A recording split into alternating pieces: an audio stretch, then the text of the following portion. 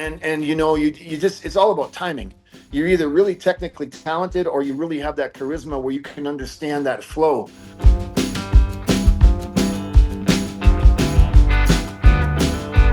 So that's kind of what happened. When you were in the ring, the terminology of our business it isn't easy to understand. Now, how did you get along with the terminology and where guys wanted you to be? And did you just kind of follow a role, or what was your style at that time?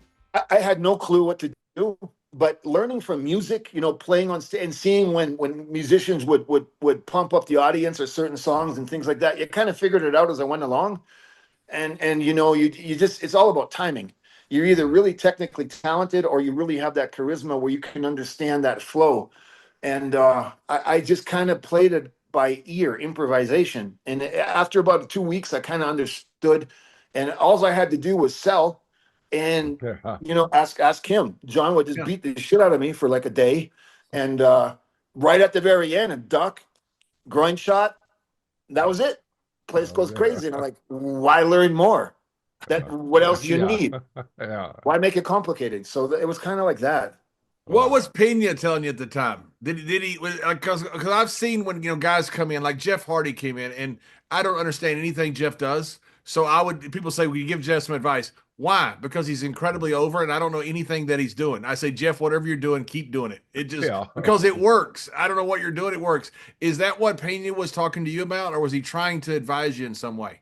Pena, when I exploded,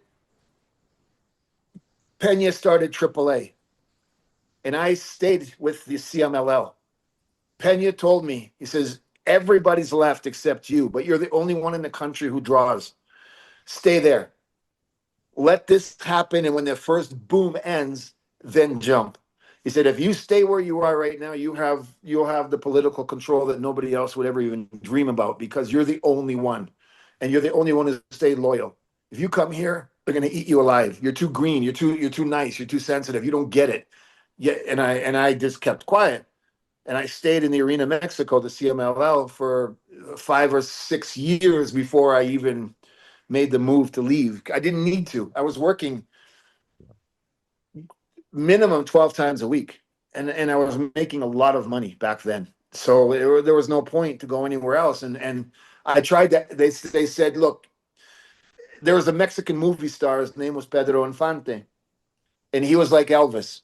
But he suffered, and they would beat him up all through the movies, and he was, he suffered and suffered, and he clawed his way to the top. And at the end, he would sing the song and leave with the girl. They told me, study him. That's what Antonio Pena said. Study that. Don't learn to wrestle. The moment you learn to defend yourself, no one's going to care about you. Do that. Make the girls cry and leave with one at the end. Break hearts and inspire hope. And that was my big coaching in wrestling. Great